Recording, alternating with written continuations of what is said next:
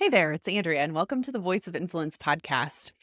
I just got done with an interview that I did with John Fisher, who is a constructivist psychologist. And we had a great conversation. He and I speak the same language, but we bring a different perspective to the conversation.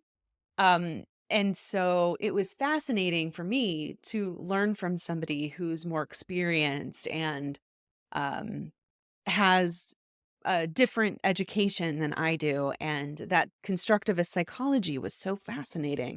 But one of the things that he brought up that I think is so important is the fact that change, any kind of change in our lives, there's a certain sort of loss that we feel when things change. And that loss, anytime we feel loss, there is grief associated with that. There is um, some typical responses or reactions that a person would go through when they experience a loss of some kind. So, as we're talking about change in that conversation, I'm also thinking about other conversations that I have with clients and people who are concerned about where we are in our educational system, in politics, and all kinds of things. And so we've got the people who want to make change. We've got people who have done a lot of work.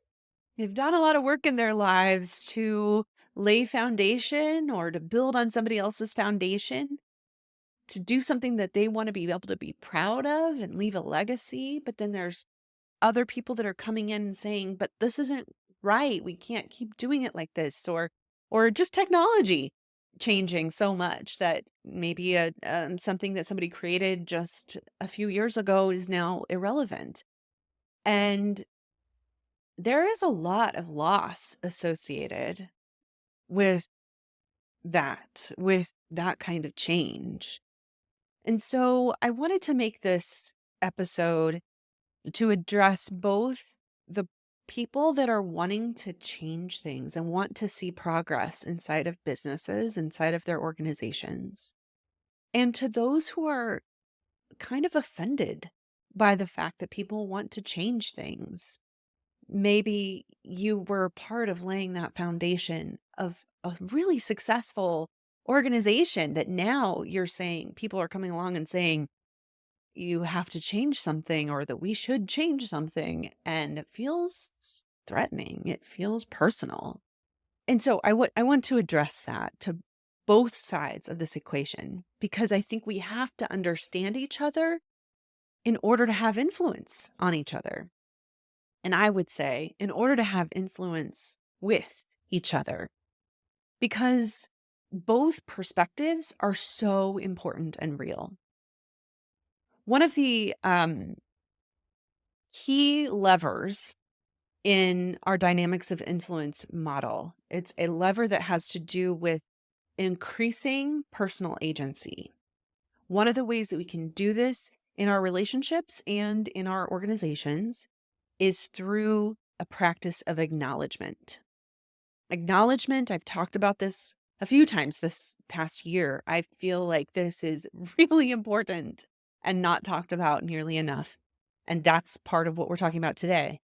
But acknowledgement has to do with seeing something that somebody said or did, and then directly tying that to a consequence or to the impact that it made.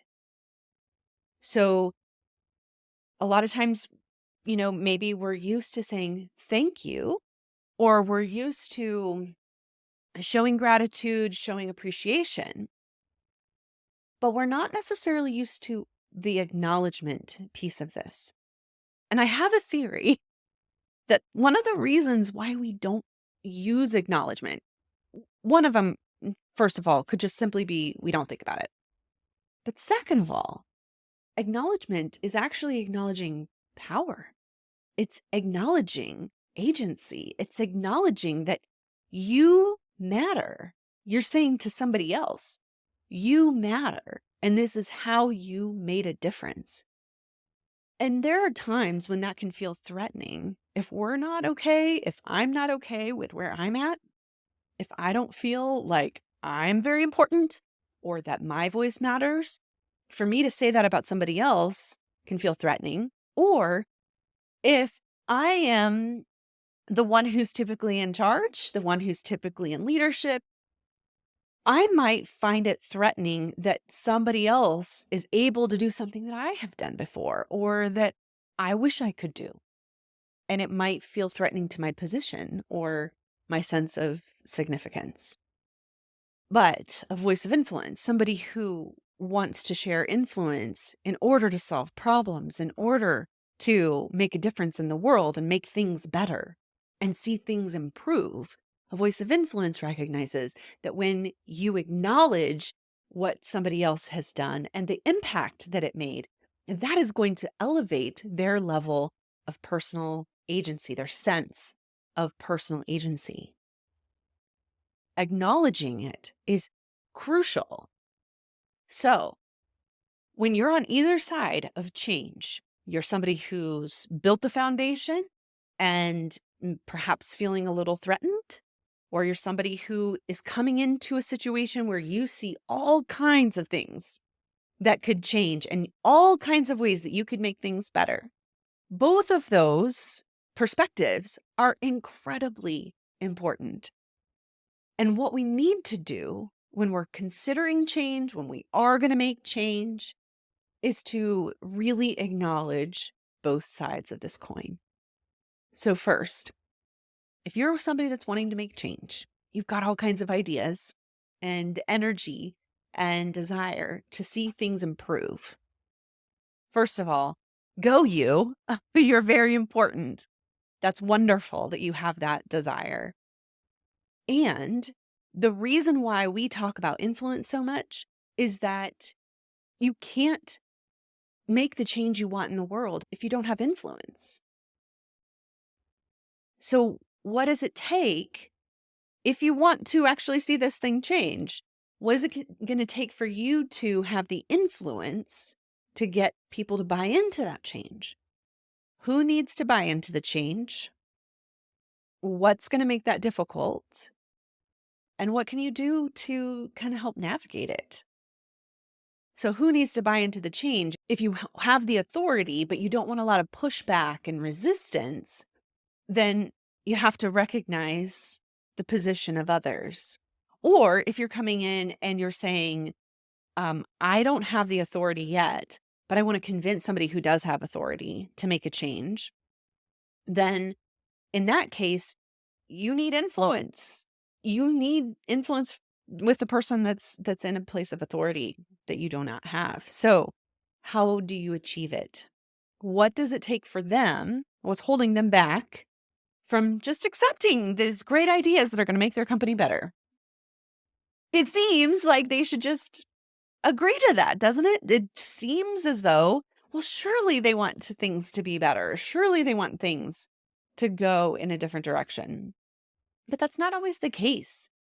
It can feel like and that the perspective of the person who's maybe has more authority, is more invested in the company, their perspective sometimes is that they've invested a lot of time and energy and who knows what else, relationships, um, just all kinds of resources that they've poured into this company to get it to where it is right now. And even though that company now might seem like a big institution, it's possible that at one time it wasn't. At one time it wasn't. Maybe even when that person was at the company, that they might have started it, or they might have uh, been a part of its rapid growth or whatever. But if they were a part of this foundation laying and this growth, this high growth, then they know this company as something that they have achieved. They have poured into and worked to get to the point where it is. So they have invested so much.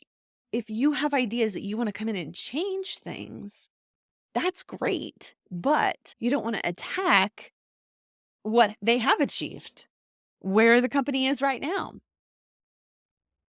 So, while you do need to be realistic about where a company is, it's very important to be honest and realistic. It's also important to acknowledge what you've achieved. So, like when we're doing strategy days, annual planning and strategy days, one of the things that we make sure to talk about are the wins. What are the wins that you're proud of from the past year? Or if it's the first time that we've ever done a strategy day with a company, then we'll ask them about what are the wins that got you to where you are today. And that gives them a chance to acknowledge what they've achieved.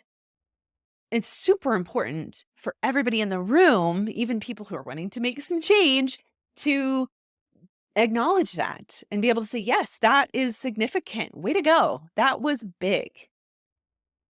And then you can take a more honest look at where we are now and be able to say something like, you know, a lot of times what happens is that when you're growing a company, the things that get you to where you're at right now don't get you to that next stage.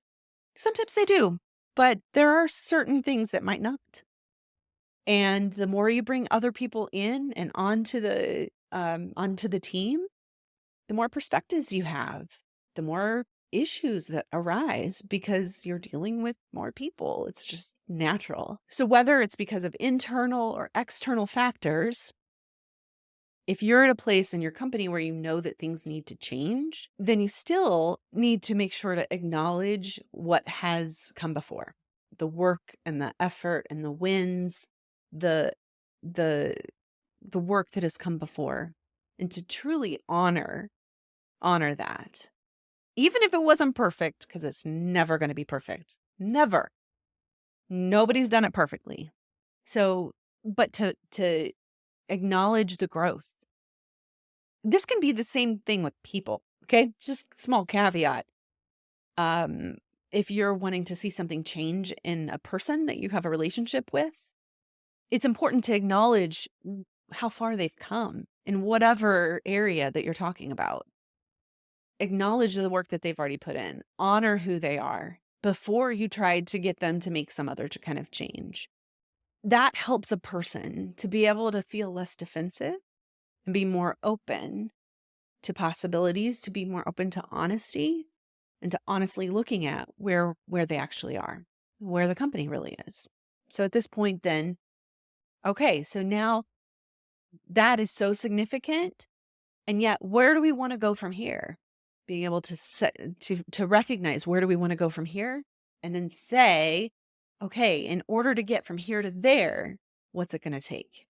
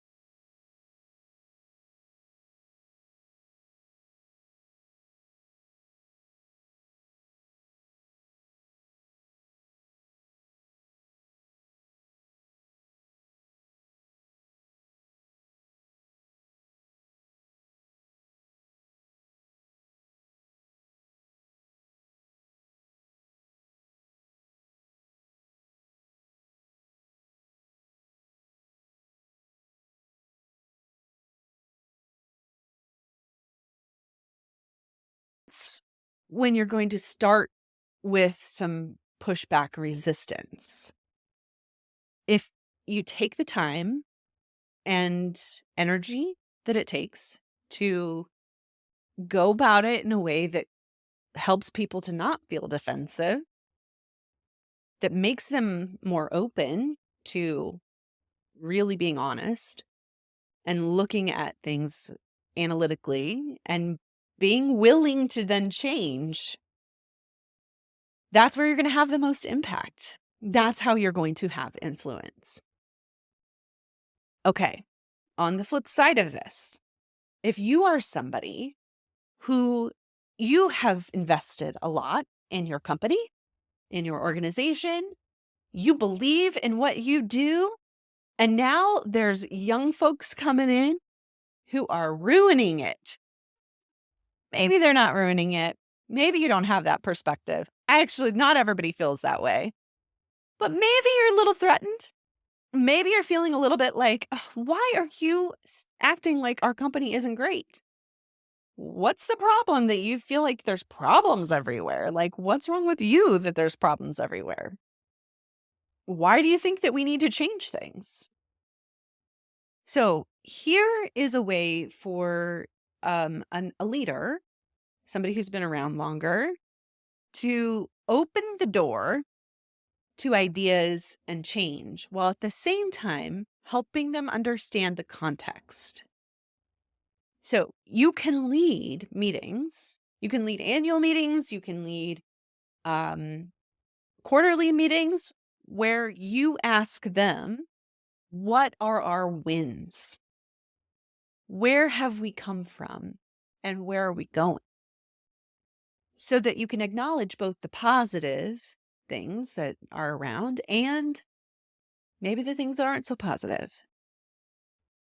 But by helping them to see the bigger picture of what together you have all achieved, it might help them to understand that the thing that's kind of a burr in their saddle or a thorn in their side, that maybe that thing isn't as big of a deal for everybody else as it is for them. But leading conversations, leading these regular conversations where you have a chance to talk about the business and not just about what you're trying to get done in the business, talking about the business really helps people it helps open up that conversation. It helps bring opportunity to people who are wanting to share ideas and they're not sure how. And then it allows people to come in kind of knocking on the door instead of shooting arrows, if you will, so that you can open up, look at possibilities of what you actually want to do, and make change together, continuously improve. And this, oh, if there's anything that I want to focus on in 2024, and probably for a long time to come, it is this idea of having a collaborative learning culture where people are interested and curious, where they are honest, they look at things honestly, acknowledging where they are and where they want to go and what the gap that's between them, that there is no actual perfection, but we're always striving to grow. And because of that, we're always helping each other to grow. And we're open to other perspectives. We're open to sharing our perspective. We take initiative, we experiment, and we're not afraid of failure. So, of course, there are certain things that certain companies do that you can't have failure on. I understand that. But when it comes to innovation, when it comes to how we work together, when it comes to the culture and the way that we work together, experimentation is incredibly important. And so if we have that culture of experimentation, learning, curiosity, mentorship, there is so much that can happen inside of a culture like that. And that's something that we're working on right now. Voice of Influence is working on operationalizing what we know about how to build a collaborative learning culture. So there's a lot that goes to this, but I just want you to know that this is on the horizon for 2024. And I'm so excited about the kind of impact that it's going to make on individuals and in companies, because we need new ideas. Change is here, change is coming. We need people who have wisdom and experience to open themselves up to the possibility that things might need to change, but then to also pour out their wisdom and experience into those who are coming up behind them. That is so important. And those who are coming up behind to be open to the wisdom and experience of those who are older and potentially even leaving and working their way out of their organizations. We need those younger people to be open to that wisdom, willing to receive it, while at the same time bringing all of your great ideas and recognizing that not all of them are going to work. Not all of them are going to get the go, but some of them will. And you just never know what's going to make the biggest difference. So you should bring your ideas. You should bring your energy. Just recognize that you're not always going to get everything that you want. And the changes that you want to make are not always going to happen, and they're not always going to work like you thought they would. That is okay, because what you can do in an organization is you can experiment and you can try new things and you can iterate and keep learning, keep growing, keep making it better. And you do that by having this collaborative learning culture. One of our offerings that we have right now is the manager sprint. So if you are a manager, you're wanting to be a manager, or you have a company where there are managers that need some leadership training, we have a great program that will help them to take perspective of others, to be able to build influence inside of their teams and throughout the organization, and to build their own personal resilience so that they can stick around and be the leaders that are coming up through your organization that are going to make a difference in the future.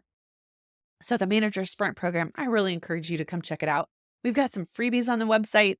Go to voiceofinfluence.net/manager.